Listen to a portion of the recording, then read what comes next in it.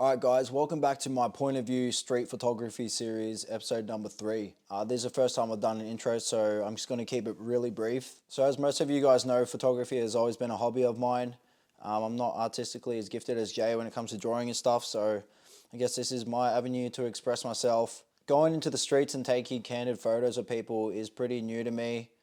I was at home one day and I wanted to practice like fine art photography, but I had no one to practice with. And I'm like, you know what, I'm just going to go out on the street and let the people be my subject, and I'll never run out of people to take photos of. So yeah, I've been doing it for the past 2 months or so, and yeah, I've committed to going every Friday or Saturday morning.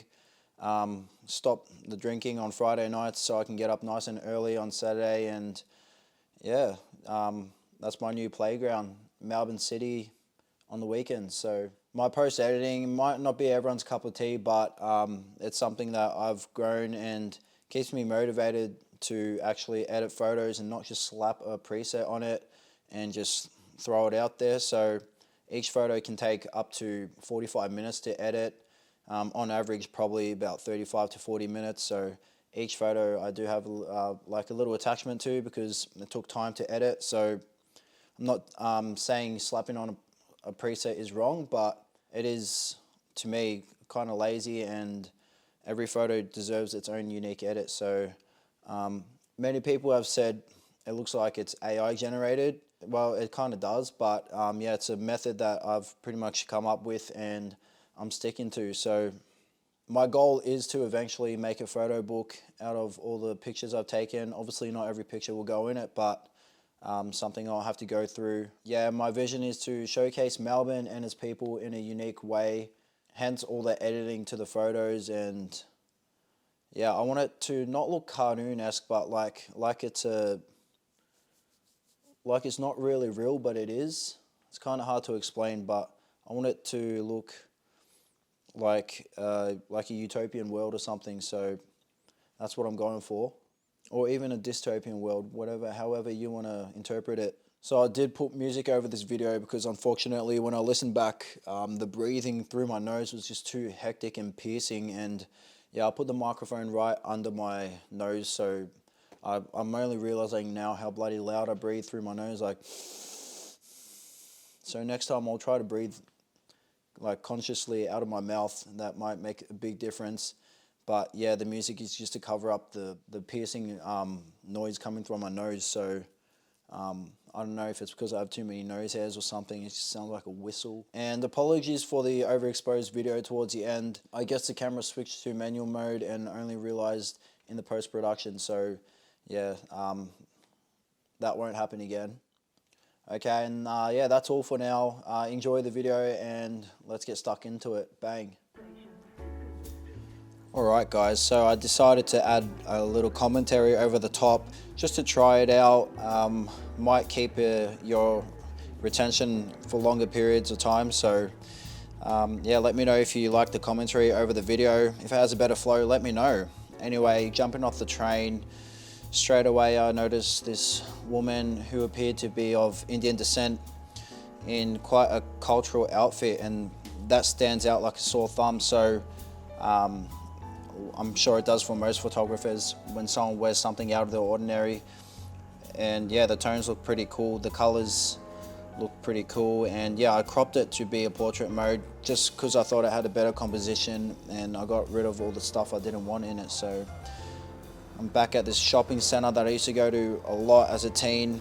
I photographed that big tower, but I wanted a subject in front of it. These two guys remind me of the guys off Home Alone, the two burglars. The guy at the back reminds me of the tall curly one. The other one reminds me of the short one that wears a beanie. I forget the names, but you'll see what I'm talking about now. Yeah, they look like they're up to something.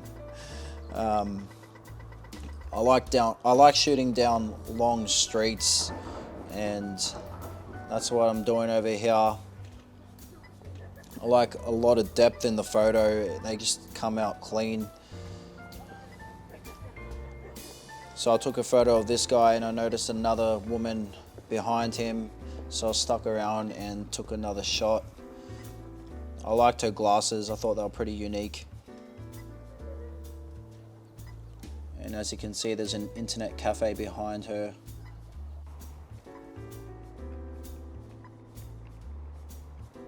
I stopped by Macca's here. I just thought the contrast between their classy outfits and them having a date at Macca's, I assume it's a date.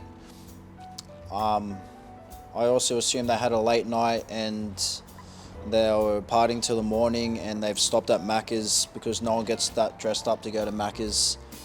But yeah, we've all had a Macca's date. But this Macca's actually looks a bit classy, so yeah, I like the tones in this photo, the color coordination with a yellow jacket and the Macca's symbol and his blue outfit. Now this guy was very distracted. I actually titled the photo "Distracted." I was not even 2 meters away from him and he didn't look up once, didn't even know I was there. And that's most people actually. I'm guilty of it too, not aware of my surroundings because I'm glued to my phone. And I put a nice slow shutter speed so the person behind him will be walking and it'll be blurred. Now have a listen to this confrontation. I'm standing over there.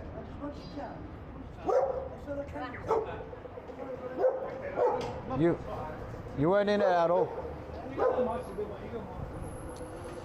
Yeah, so that happens, confrontations, you try not to escalate it. Here I took a photo of a woman reading a newspaper because that's something you don't see anymore. So yeah, I was pretty drawn to that. Here is a woman who looked right into my lens, and I love when people look into my lens just candidly. The first moment, split moment they look, it's candid. She was making a Turkish lamp mosaic, I believe. Obviously the vibrancy of this woman's outfit stuck out to me. Anytime I see someone wearing something vibrant, I'll snap away. Now here is a man relieving himself. I assume he's homeless in broad daylight next to a popular cafe strip. And yeah, I just had to take the photo. I know not many of you probably want to see it, but hey, that's street photography. What you see is what you get. If you see something like that, you take it. Here is a woman in her store working hard or hardly working. I did catch her on her phone, and yes, I will call her manager, although I believe she is the manager. That is definitely a Karen haircut. Yeah, that's definitely the manager.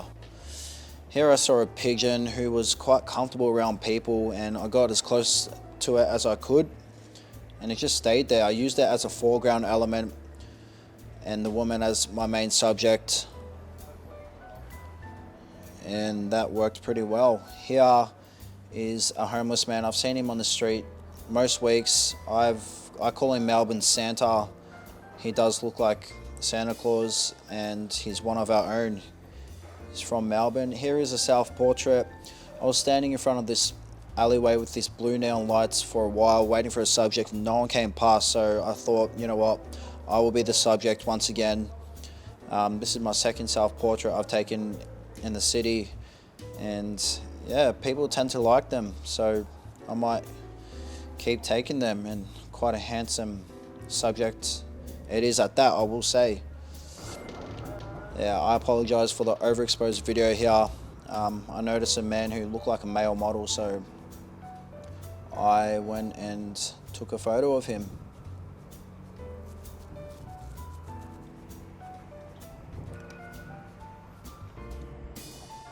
Cheers, thank you very much.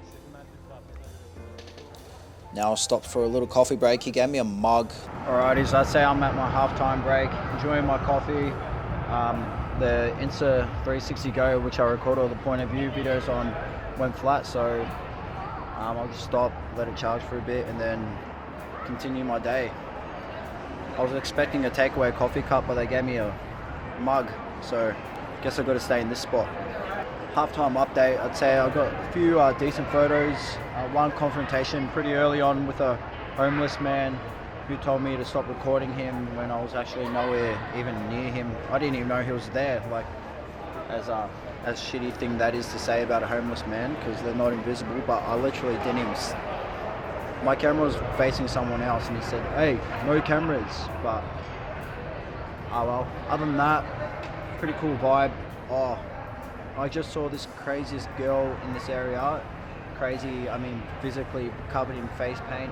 She looked awesome. I took a pic, so I'll pop that right here. Unfortunately my Insta Go 3 was charging, so I didn't get to record that, but yeah, take a look at this one. Alright guys, we were wrapping it up. I was walking to my train, but I noticed a toddler in a pram, and I am drawn to kids. A lot of people are iffy about taking photos of kids, but I believe it's important to document kids because they do exist. When you look back in 100 years and there's no photos of kids, then it's just going to be strange, so I don't shy away from it. Here I saw horses in Melbourne streets for the first time in what feels like a long time. I did think they were banned from Melbourne streets, but here we are. I thought I'd better snap this before I never see it again. Cute little horses. And now I was just about to leave. When I was on the streets, I saw a group of skaters and I missed it and I was so upset, so I walked back to my train. Then out of nowhere I heard skaters running for their train, and it was the same train as mine, so I quickly got out my camera and snapped away.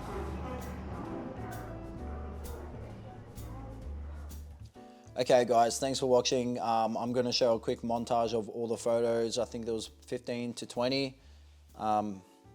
Please give the video a like, leave a comment, let me know what your favorite photo was, and yeah, stay tuned for the next episode. I've already filmed it in advance, so you know it's coming out. Alright, actually the next 2 videos. Alright guys, peace out, bye.